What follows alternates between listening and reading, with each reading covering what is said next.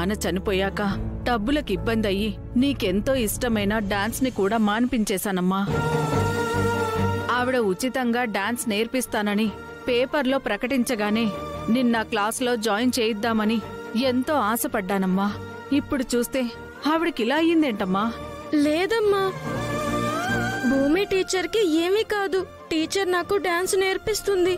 టీచర్ని మామూలు మనిషిని చేయమని ఆ దేవుణ్ణి వేడుకుంటానమ్మా. ఇప్పుడే వస్తానమ్మా.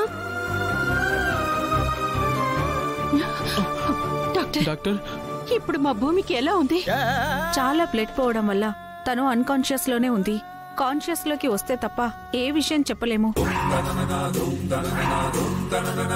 ఇలాంటి కేసుల్లో పేషెంట్ కోమాలోకి వెళ్లే అవకాశం కూడా చాలా ఉంది.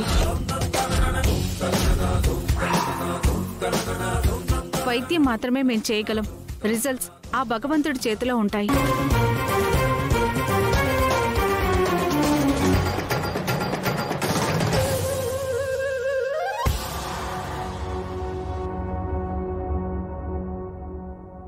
భూమి టీచర్కి ఏమీ కాదు మేడం.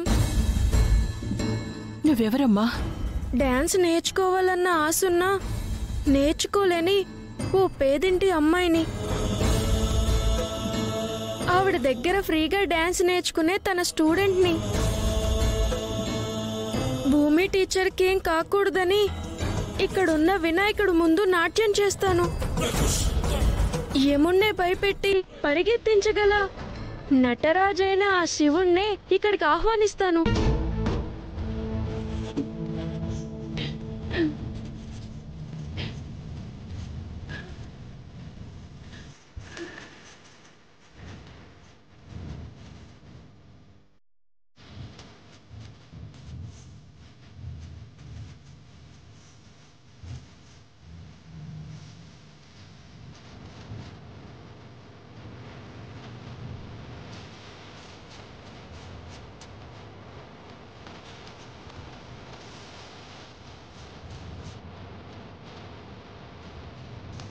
లోకనాయక లోకనాథని జగదోద్ధారక జగన్నాథని రూపక విశ్వనాథని సత్యపీని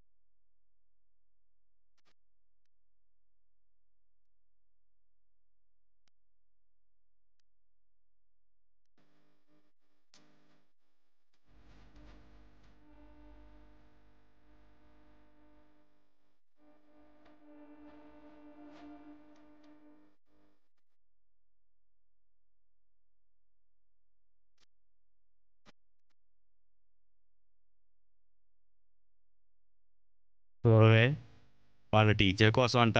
ఆ, ఆ అమ్మాయి ఎంత బాగా నాట్యం చేస్తుందో.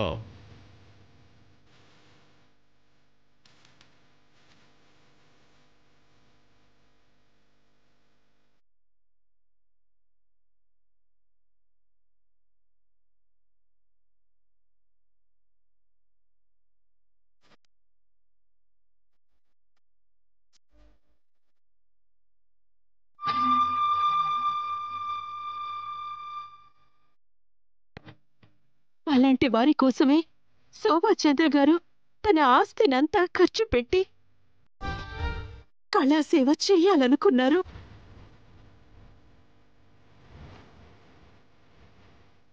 తను ఇప్పుడు లేరు. ఆ ఆశయం నెరవేర్చాలని భూమి నడుం కట్టుకుంది.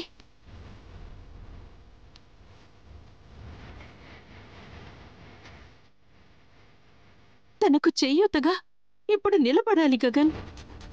ప్లీజ్.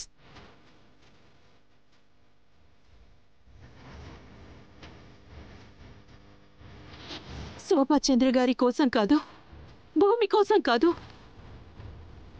ఆ చిన్న పిల్లల కోసమైనా డాన్స్ అకాడమీ విషయంలో నువ్వు భూమితో కలిసి నడవాలి గగన్.